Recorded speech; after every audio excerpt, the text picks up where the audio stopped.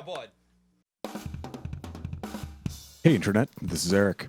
You may know me from my Undertale nerdcore band, The Sands of Eternity. Today, we're going to learn how to write a drum chart for Epic Game Music's Green Hill Zone in minor. This is a self-described anime rock chart, so here are a few things to keep in mind. Now, I debated whether I personally considered this hard rock or metal, as like rock and blues or funk and disco, the genres, while distinct, have quite a bit of overlap. In the end, the instrumental nature and brisk tempo make me think that approaching this chart with a metal mindset will be a little bit more relevant and beneficial for those seeking a crash course in the style. Metal is an interesting genre to me as it has this weird difficulty curve where I'm never quite sure what I'm signing up for. On the one hand, I've played with many casual metal guys who just like to jam. These situations rarely require a chart, and I'll usually just play by ear. I could just lay down a nice heavy kick snare beat and listen for the big fill or break moments. On the other hand, I've worked with other metal guys who meticulously go over every 32nd note of their composition. It's not uncommon to see things like intense polyrhythms, odd time signature breakdowns, or complex unison parts that would be impossible to guess without some kind of written instruction. Combine this with the fact that many metal artists actually tend to have some background in a variety of styles of music theory, and you end up in a situation in which there are as many styles and conventions of charting as there are drummers. Knowing who you're writing for will be a big help here, but as always, keep things clear and concise, abbreviating when necessary, and writing things out as simplistically as possible. Also, be aware that one of the signature sounds of metal music is double kick, which requires a special pedal. While this is generally expected of most metal drummers, ensure that a gun for hire is made aware of this requirement ahead of time. As always, conventions will vary from community to community, but if I was playing with your band, this is roughly what I'd want to see. Now, for the first question when it comes to notating any drum chart.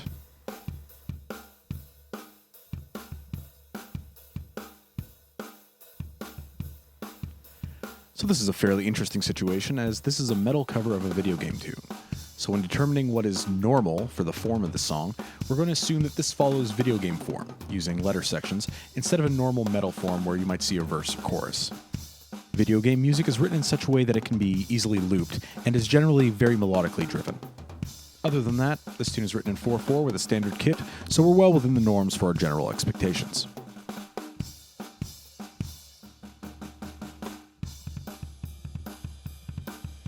In this case, we have an intro AAA, BAA, CDAA form. Not exactly normal form by most metrics, but objectively less complicated than most pop tunes. Fortunately, we have nice even 8-bar sections here, and we can easily divide these into specific beats. Because letter names do very little to tell me what a section should feel like, I'm going to add some plain language descriptors. Remember, English is your friend.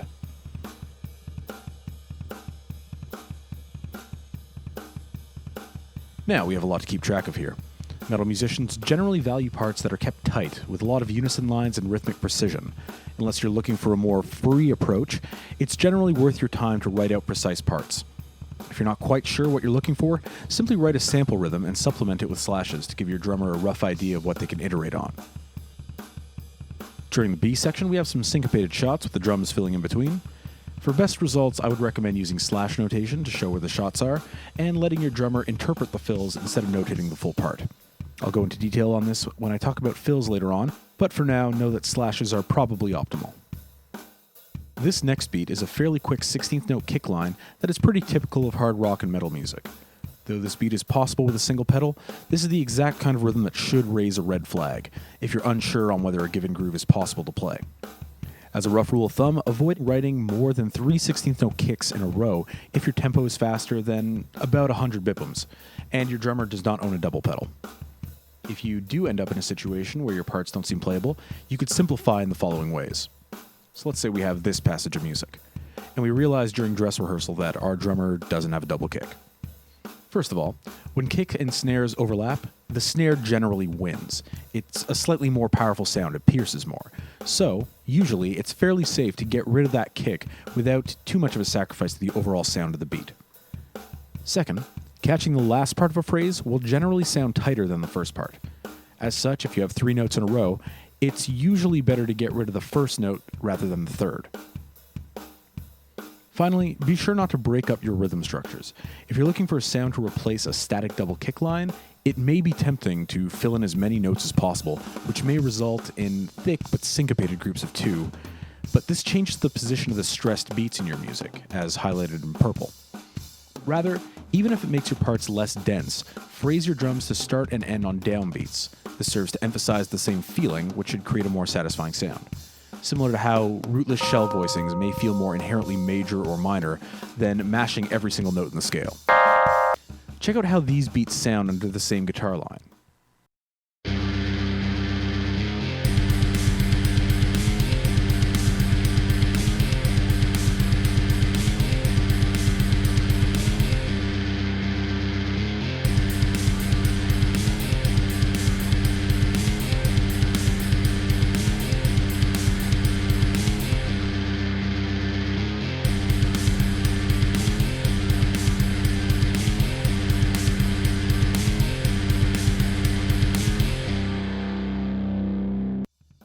Due to its inherent syncopation, you'll notice that the second beat quickly stands out from the others.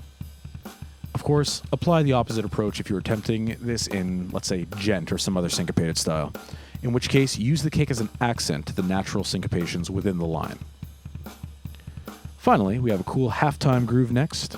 As a minor note, this halftime feel as opposed to halftime proper, meaning our tempo doesn't change, only our backbeat.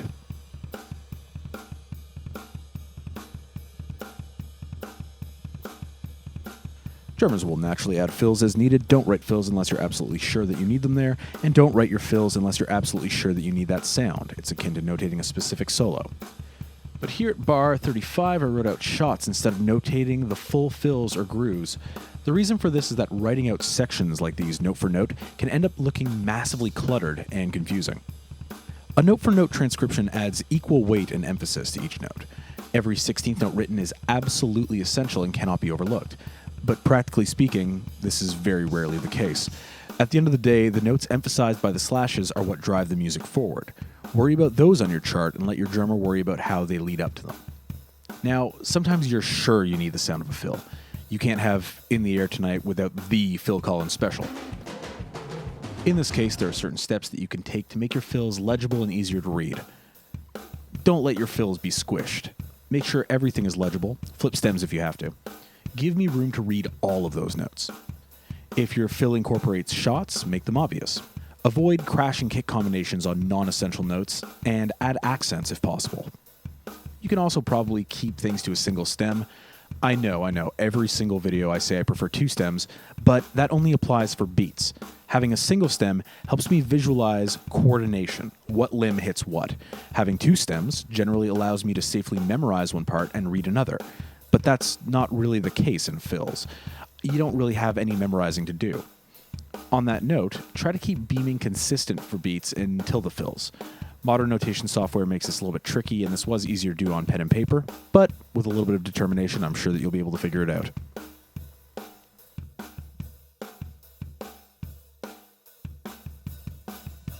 As always, we're formatting as we go, try to keep everything to 4 or 8 bar phrases per system, and always re-listen during your notation. As a testament to this, I'm listening back now, and I'm unsure how I could have possibly misheard this tom rhythm. So I'm just going to rewrite this real quick, maybe add a little ad-lib to cover the little variations in there.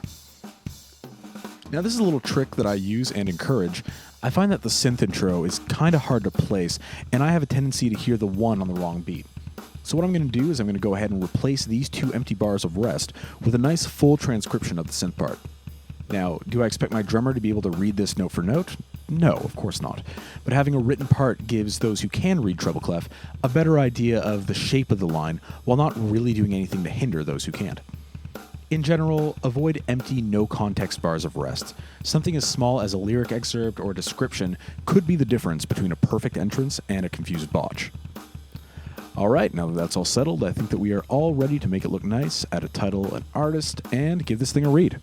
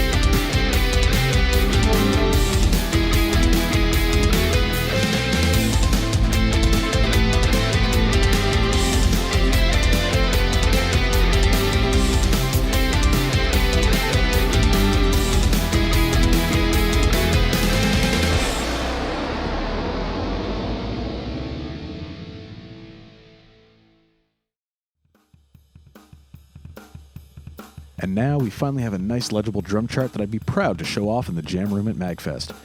I won't ask you to like, comment, and subscribe, but as a personal favor to me, you could write a nice drum chart instead of replacing them with a noise channel on your NES APU. Once again, please show some love to the artists who were kind enough to let me use their music.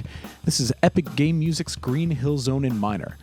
You could check out James and his brand new Legend of Zelda-inspired album in the link in the description. So, have fun, practice hard, don't explode, and I will see you all next time.